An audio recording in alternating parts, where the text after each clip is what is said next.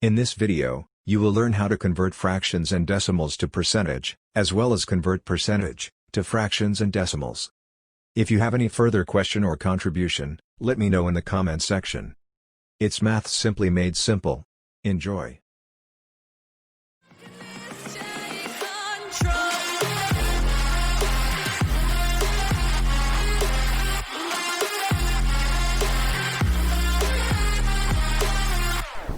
Good day guys, it's great to have you here once again.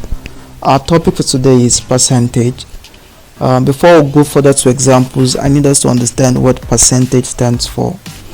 Now in the word percentage we have per and we have cent. Per means over. Per means over, or you could say divided by. And cent means 100. So that's the reason why you could say 100 cents makes $1. And also 100 years make a century. So cent stands for 100. Taking the word together, percent, we have over 100 or divided by 100. For today's class, we'll be looking at how do I change a decimal or a fraction to percentage, and also how do I change a percentage back to a fraction or a decimal. Okay, our example. Example 1 is change 0.25 and 7.1 to a percentage. As a rule, when you're changing your decimal or your fraction to a percentage, you multiply by 100. That sounds like a contradiction with my definition of percentage earlier. I said percentage means over 100. So why am I multiplying by 100, changing the number to a percentage? It's quite simple. Let me explain. This might sound a bit abstract, but please try and follow me. The reason you're multiplying by 100 is because you're trying to make your decimal or your fraction, as the case may be, you're trying to make that number to have over 100. That's percentage. But then in mathematics, there is no partiality. You can't cheat anyone.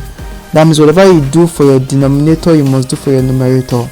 So if I want 100 to be at my denominator, I must put 100 at my numerator as well. So that's why you see you multiply any number by 100 to change it to a percentage. The 100 up is what you see and you multiply by, while the 100 down will be taken care of by the percentage sign you put in your answer. Do you get that? So that's why you multiply by 100, because the other 100 under is a percentage you put in the answer.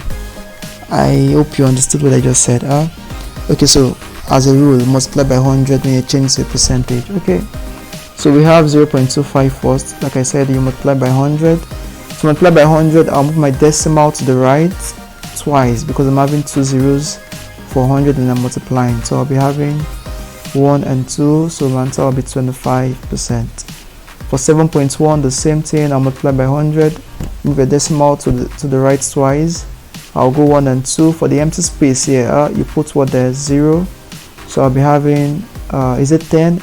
Of course not, it's not 10, because the number before the decimal is a non-zero number, unlike the A.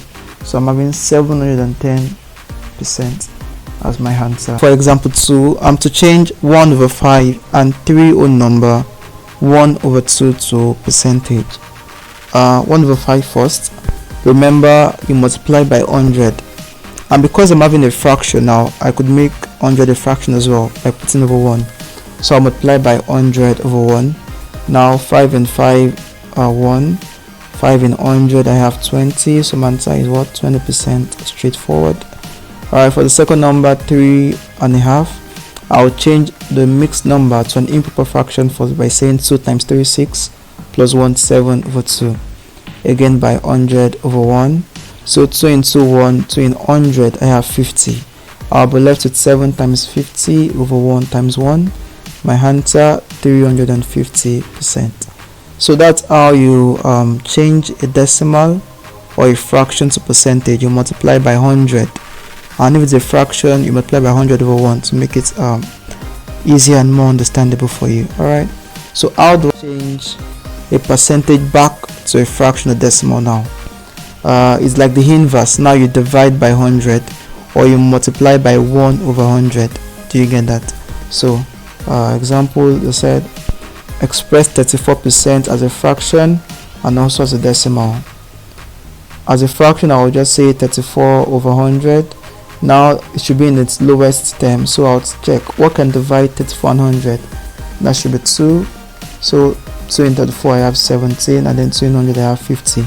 Can any numbers to divide this? Of course not, because 17 is a prime number. So 17 over 50 is my final answer. Now to a decimal, again I'll have 34 over 100.